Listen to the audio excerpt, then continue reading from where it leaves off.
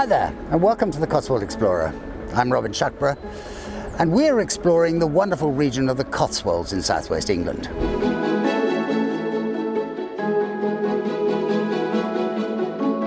We've decided to revisit the centre of the region and find some hidden gems, places that are not quite so famous, but still just as beautiful.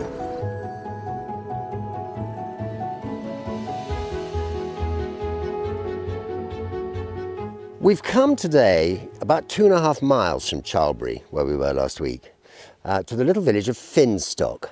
It's a fascinating place, this, because it's getting slightly closer to Oxford. It's still on the boundaries of the Blenheim estate, but it's hugely increased in size in the 20th century. But where I'm standing now is right at the centre of this beautiful little village. We're going to show you around. Come with me. Circling the Blenheim and Cornbury estates, we've happened upon the village of Finstock.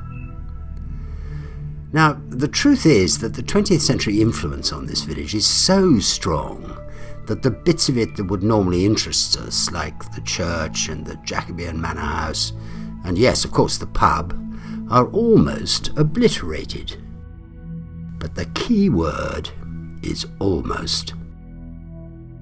The village started its life huddled in the bottom of the steepest part of the valley, with a triangular village green surrounded with cottages, a meeting hall, a pub, a blacksmith, and a school with the manor house looking down from above. You can still see the pattern of the village streets in the roads that run through the village today. It was another of those spontaneous settlements on a convenient river crossing that sprung up in a clearing of the Witchwood Forest. Cottage industries of glove-making, a bit of weaving, and a pretty much self-sufficient farming system made for a successful, albeit tiny, community. The church is, by local standards, modern. It was built in the early 1840s in the Gothic Revival style, with an ornate chancel added in 1905.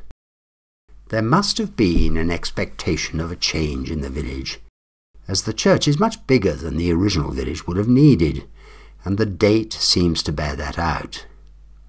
In the late 1840s and early 50s, the railway came to Finstock, and along with it, the Industrial Revolution. From that moment, Finstock was destined to expand.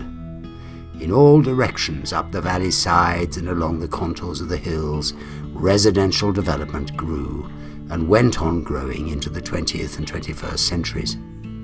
The village is now a very substantial settlement. Now, all my instincts were to dislike this place. I've been travelling with Herbert Evans for several years now, and in his book, The Highways and Byways of Oxford and the Cotswolds, written in 1905, he laments the occasional introduction of red slates on the roofs or bricks in the walls. If he were to wake up and see Finstock now, he would turn over and die all over again. But the strange thing is, I think he'd be wrong to feel that way. Yes, the pub with its thatched roof and brilliantly cosy bars and snugs is positively angelic to look at, and indeed to visit. Yes, there are loads of pretty ordinary houses filling the gaps between the beautiful old stuff, but the strong sense of community here and the friendliness of the locals demonstrates that what's most important in life is the people who go to make up these settlements. The publican told me that throughout the pandemic of 2021, the villagers supported him in every way they could, buying takeaway food, jugs of beer and so on, just to ensure his survival. He is eternally grateful to them.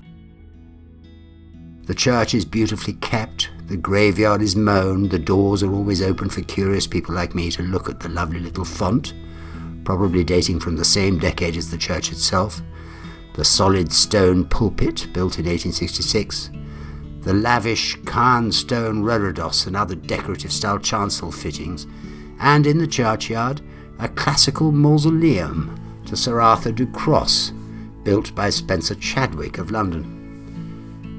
I think the Art Nouveau style railings are wonderful, and all of it so well looked after. So much so I resisted climbing the gate to gain access, and so should you.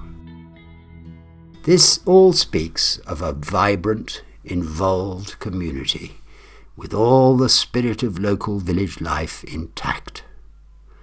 Here is a village to visit in your travels. Have a drink in the plough, chat to the family owners, 2 generations of whom work hard to create a great atmosphere.